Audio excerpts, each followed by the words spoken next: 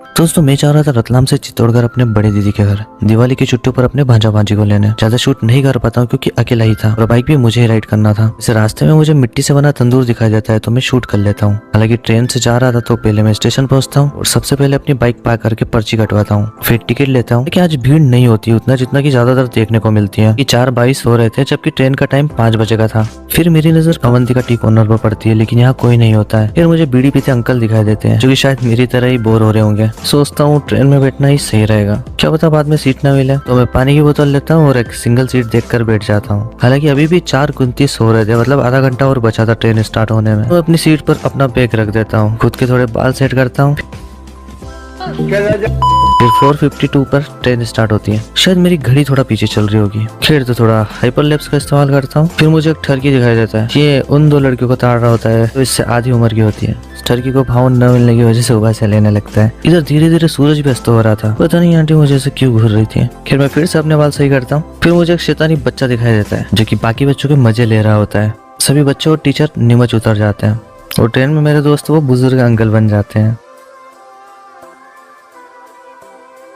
इसके बाद चित्तौड़ से जस्ट 1 किलोमीटर दूरी बिना क्रॉसिंग के ट्रेन 20 मिनट के लिए रोक दी जाती है। और जैसे ही चित्तौड़ आता है यार ये उतरने वाले से ज्यादा चढ़ने वालों को क्यों जल्दी रहती है। ब्रिज क्रॉस करके मैं बाहर आता हूँ तो देखता हूँ जीजू पहले से स्कूटी लेकर खड़े थे। हम निकल पड़ते हैं घर के लिए। हालांकि दिवाली की वजह से सभी शॉप डेकोरेशन की वजह से चमक रही होती है।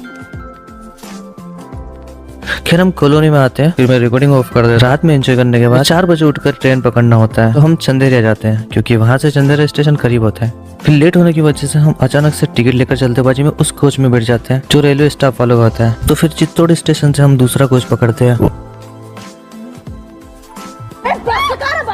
और मैं अपने भांजा भांजी को सीट दिलाकर पास ही की दूसरी सीट पर बैठ जाता हूँ। फिर मैं पानी की बोतल और बच्चों के लिए चिप्स लेता हूँ। इनमें एक महिला चढ़ी होती है जो कि दूसरों से झगड़ा कर रही होती है। हालांकि वो गलत नहीं होती है। हालांकि धीरे धीरे ऐसा हो गया था कि मेरे 4 और औरतें और लड़कियां आई थी जिस वजह से मैं ज्यादा शूट नहीं कर पाया। धीरे धीरे अंधेरे से उजाला होता है।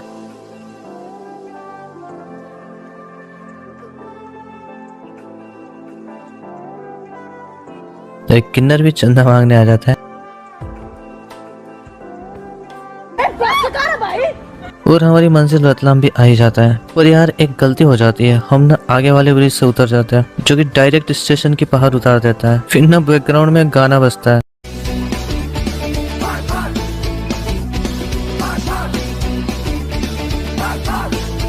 फिर ना और ज्यादा पैदल चलकर हम मेन स्टेशन आते हैं। एस्केलेटर पकड़कर ऊपर चढ़ जाते हैं और फिर वहां से चढ़कर हम 7 नंबर प्लेटफॉर्म पर आ जाते हैं।